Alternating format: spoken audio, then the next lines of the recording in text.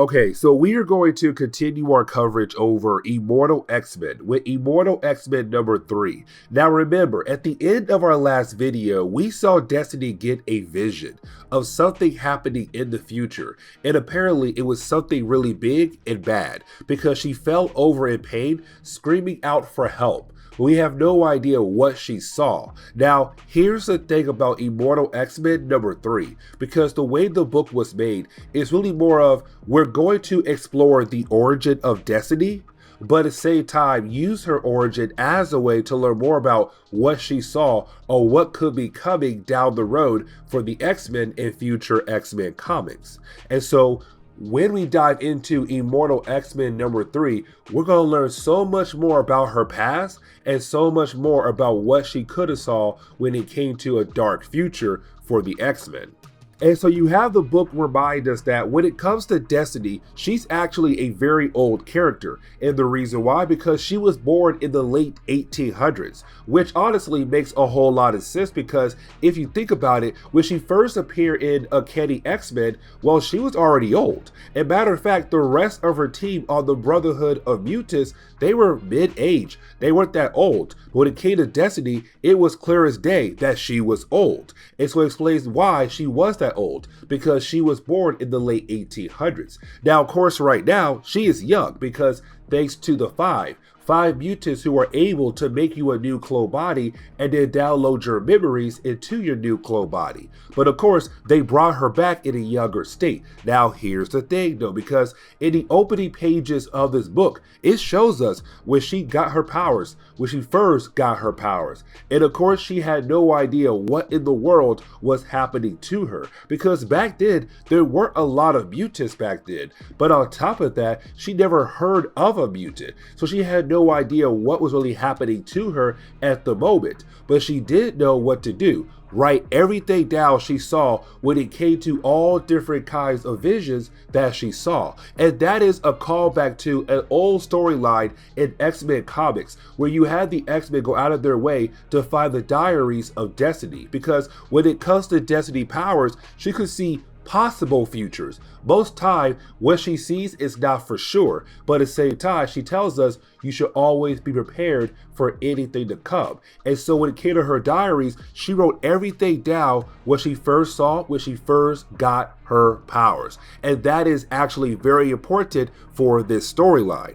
And so getting back into the present day, we see Emma Frost right now checking up on Mystique and checking up on Destiny. Now, when it comes to Mystique and Destiny, we have to remember that they are married to each other. As a matter of fact, they are a power couple right now in X-Men comics. But the reason why Emma Frost is here is to make sure that Destiny is okay, because everybody was there when she was screaming out for help. She was in serious pain. Now, when it comes to Emma Frost, though, when she does use her powers to dive into the mind of Destiny, she says Destiny is everywhere right now. It seems like she's seeing all different kinds of visions at once. And of course, it's causing her a whole lot of problems. But for Emma Frost, unfortunately, she cannot help Destiny at all to work through this problem. And so if Destiny wants to get out of this problem, she has to do it by herself. But you have Emma say, we are having a meeting, and unfortunately, Mystique, you have to be there,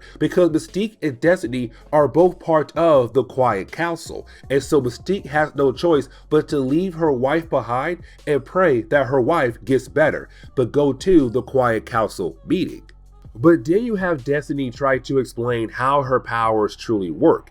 And what Destiny says is that when it comes to her powers, she knows that what she sees are most of the time possible futures, but she tells us she has a way of figuring out which visions are true and which visions are false.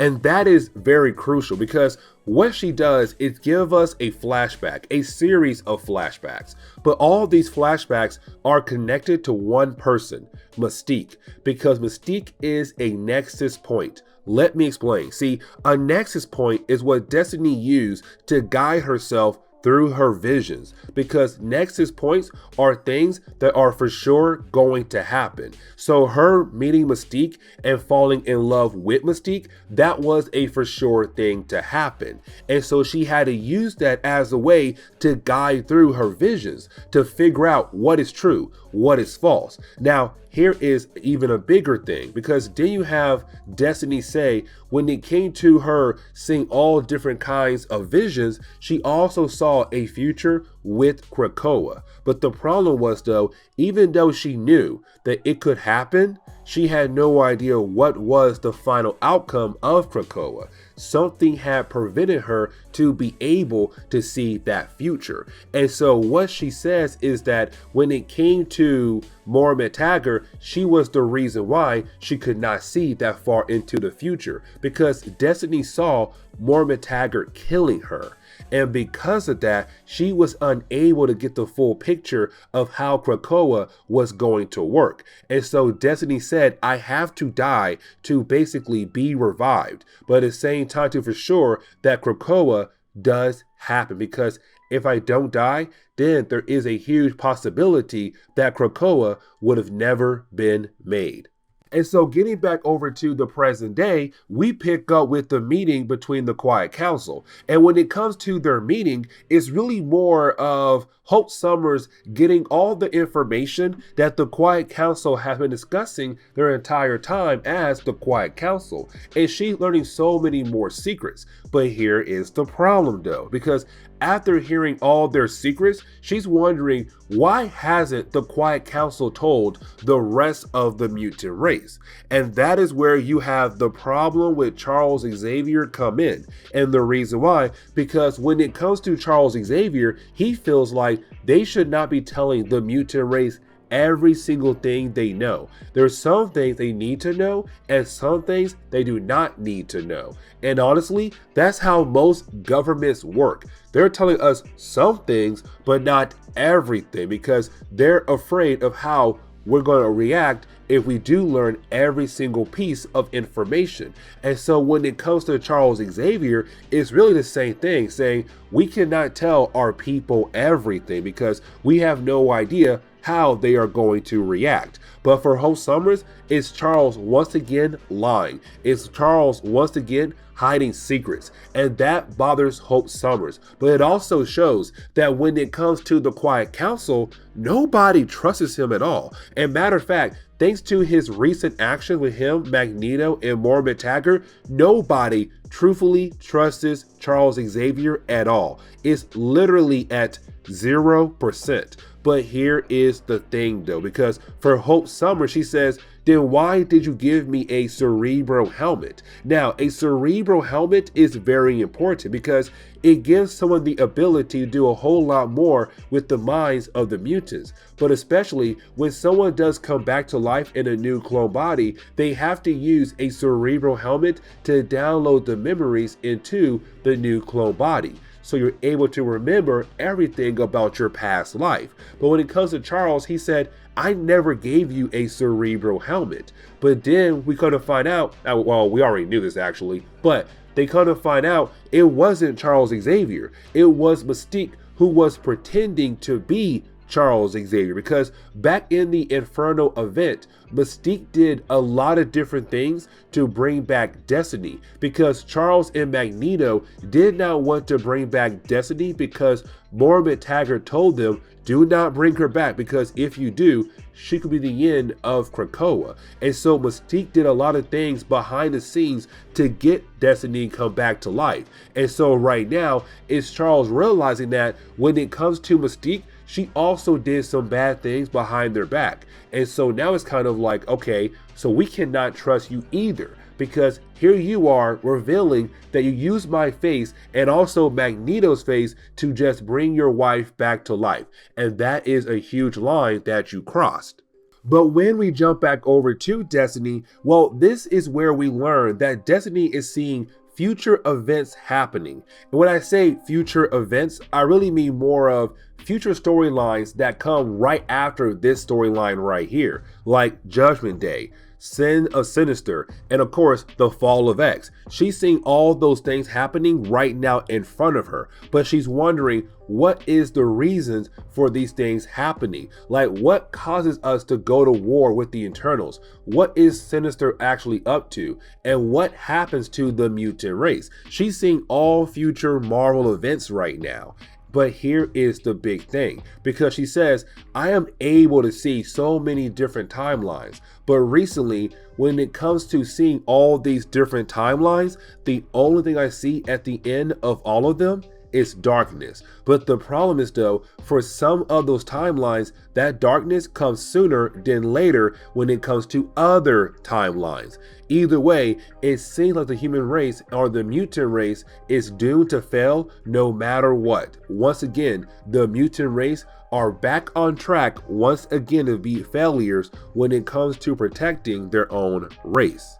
But you have Destiny look into a possible future where she is able to get a clue. Now, I'm not going to explain what happens in that future all the way, but it gives her a clue why all the timelines are ending.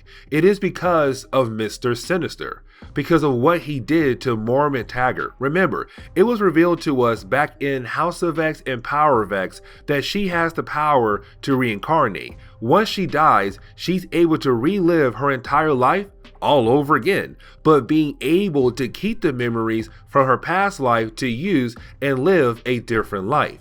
Except Sinister made clones of her as well, with the same ability, and was able to implant more information into his clones as well about what was happening in a timeline. So when he is ready to change the timeline, he can just kill off his clone and send those memories back as well to the new life of Moira McTaggart. His past self, or really a new version of himself, will be able to download the memories from Moira McTaggart and know what happened in the previous timeline and what changes he needs to make to reach his goals. And so because of that, that is why all timelines are ending when it comes to Destiny. And now she knows what she has to do. She has to stop Mr. Sinister. Now you have Destiny come back to the rest of the Quiet Council, and she's back to normal. And matter of fact, she tells them, hey guys, listen, a war is coming. And when this war comes, it could bring the end to our immortality. It could be the end of the mutant race. Now, of course, they're kind of like, okay, so you have one of your visions, and we're supposed to believe that this vision right here is actually true. Okay, well, let Emma Frost, or Charles Xavier, be able to scan your mind and make sure that what you see is actually going to happen. The thing is, though, Destiny does not trust anybody on the Quiet Council except for Mystique. Even then, she does not want to tell Mystique anything at all. All she says is that you have to trust me, but you have to believe in me when I say that when it comes to the future of the mutant race, I'm somebody that wants to make sure that we do have a future for the mutant race. And so she says, unfortunately, you have no choice but to go ahead and trust me until further notice.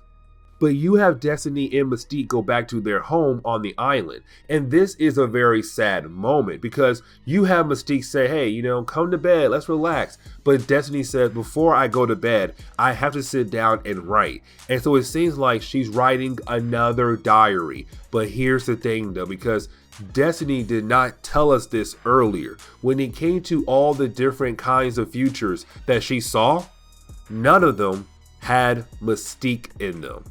And so she's very scared to write this down, but she knows that in all future timelines, Mystique dies, but there's no way to bring her back to life.